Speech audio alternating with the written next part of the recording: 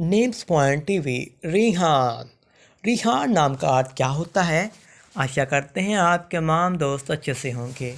रिहान नाम से जुड़ी दीगर तमाम जानकारी आपके साथ साझे करेंगे, तो इसके वीडियो के साथ जुड़े रहें और सब्सक्राइब कर लें नेम्स पॉइंट टीवी को।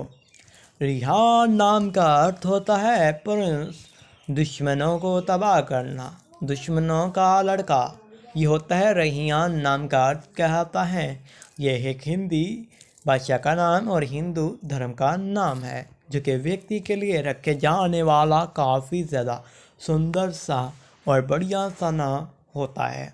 रिहान के लिए इनका शुभ अंक 2 नंबर होता है और धर्म हिंदू होता है। इसके लिए सुंदरता वाले दिनों में मंगलवार वाले दिन का होना काफ़ी ज़्यादा सुंदरता रखता है, जुम्मे का होना। इस नाम के व्यक्ति काफ़ी ज़्यादा अच्छे रहते हैं, तो नेम्स पॉइंट टीवी को सब्सक्राइब करना